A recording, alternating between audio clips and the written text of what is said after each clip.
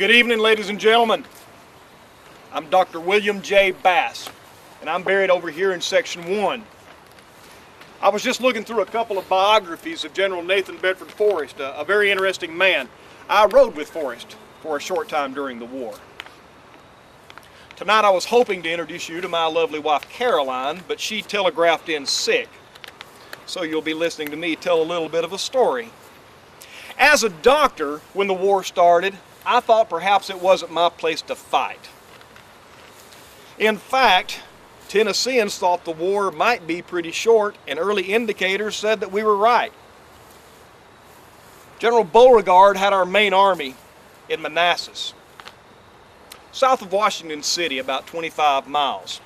The Yankee army poured out of Washington, followed by congressmen, their wives, and other politicians who assumed they were going to sit on a hillside and have a picnic and watch the boys in blue rout us. Well, it was the Yankee army that was defeated that day. In fact, they were badly routed. After the battle, I decided to go to Virginia to help take care of some of the wounded.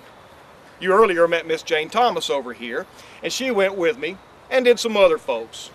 In fact, Tennesseans were elated. We thought the war might end very quickly, and we felt that we were certainly safe from any invasion. I lived with my wife Caroline at a 1,000-acre plantation called Mount Hickory, about 6 miles up Charlotte Pike. It was owned by her daddy, William Watkins. He owned the property from the Pike all the way back to the river. It was a nice house. It was a huge house. It had 15 rooms. And as she was their only daughter, it was a very comfortable arrangement for me. The house was nice. It had stone that was quarried from the property. It had brick that were manufactured there. The floors were ash.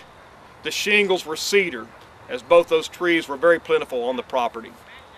In fact, we had everything we needed. We had everything we needed until the Yankees invaded and occupied Nashville. Suddenly, store owners that wouldn't take the U.S. oath of allegiance had no stores. And everyday items just disappeared. Things like coffee were non-existent. We tried substitutes, things like parched sweet potato peelings, but you can imagine how that tasted. It was terrible. Nashville never should have fallen so quickly. In February of 1862, the U.S. Navy sailed up the Cumberland toward Fort Donelson, but our artillery drove them back. Then they came forward with their army and surrounded the fort. The fort capitulated, and so did most of our men. Most of our men. But Nathan Bedford Forrest went to the generals and he said, "I didn't sign up to surrender." And he gained their permission to make a breakout if he could, and he did. And he rode through Charlotte, headed toward Nashville. And that's how I met him. As he and his men came up Charlotte Pike, they naturally stopped at Mount Hickory. I tended to the wounded men. My wife and the servants prepared food for his men. Then I started to rethink my position. The war was on our doorsteps. It was my duty to enlist. And Forrest commissioned me a captain to raise a company to operate behind enemy lines. Forrest and his men went on then to Nashville. Everybody knew the Yankee Army and Navy were going to be there in just a few days. Chaos was reigning, but to his credit, Forrest got everything in order. He packed up a lot of machinery, a lot of supplies, put them on trains headed south, and Nashville was in good shape when the Federals actually took it. In October of that same year, 1862, my men and I were operating behind enemy lines. We were camped west of Nashville, and it gave me a chance to meet with my wife for a night. We were supposed to go out and capture U.S. pickets, and I thought this might be my last chance.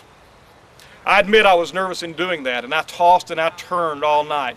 About 4 o'clock, I knew I couldn't sleep.